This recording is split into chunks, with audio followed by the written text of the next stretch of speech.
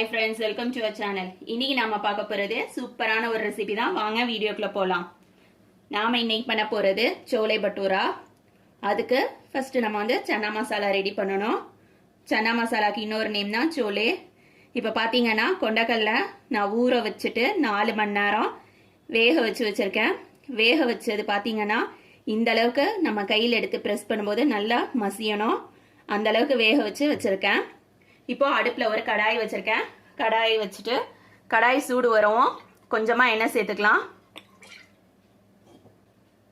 பட்டை, கிராம்பு, ஏலக்காய் போட்டுக்கலாம்.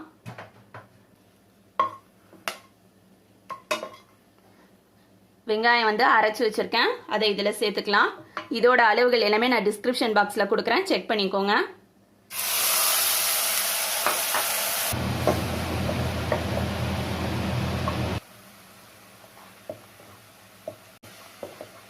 வெங்காயம் பார்த்தீங்கன்னா நல்லா வதக்கணும். வதக்குனதுக்கு அப்புறமா நம்ம இஞ்சி பூண்டு சேர்த்துக்கலாம்.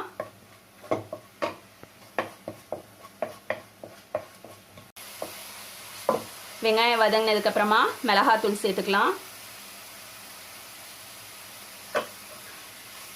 நான் கொஞ்சமா காஷ்மீரி சில்லி பவுடரும் சேர்க்கிறேன்.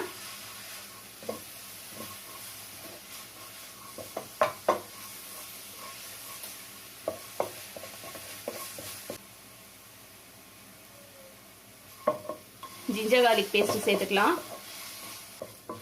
இஞ்சி பூண்டு பச்சை வாசனை போனதுக்கு அப்புறமா தக்காளி அரைச்சி வச்சிருக்கேன், அதையும் சேர்த்துக்கலாம்.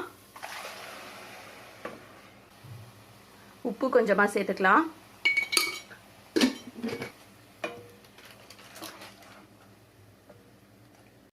தக்காளி வெங்காயம் கொதிச்சுட்டு இருக்கும் போதே சன்னா மசாலா ஆட் பண்ணிக்கலாம். மார்க்கெட்ல கிடைக்குது சன்னா மசாலா, சோலே மசாலா அப்படின்னு சொல்லிக்கலாம். அது வாங்கி யூஸ் பண்ணிக்கோங்க.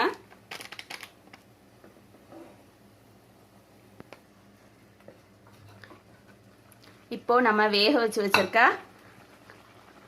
சன்னாவை ஆட் பண்ணிக்கலாம். சன்னா வேக வச்ச அந்த தண்ணியை சேர்த்து ஆட் பண்ணிக்கலாம்.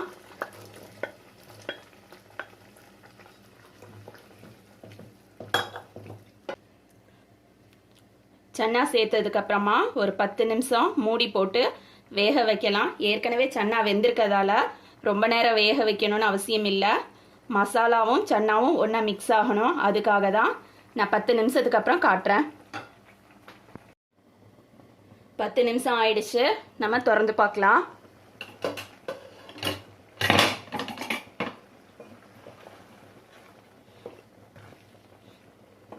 மசாலா பாருங்க, சன்னா கூட நல்லா சேர்ந்துருச்சு. இதில் கொஞ்சமாக மல்லித்தலை சேர்த்துக்கிறேன். லெமன் ஜூஸ் கொஞ்சம் ஊற்றிக்கிறேன்.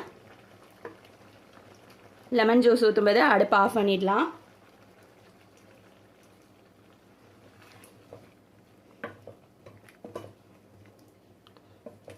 இப்போ நம்மளோட சன்னா மசாலா ரெடி ஆயிடுச்சு. இதை ஒரு சர்விங் பவுலில் மாற்றிக்கலாம்.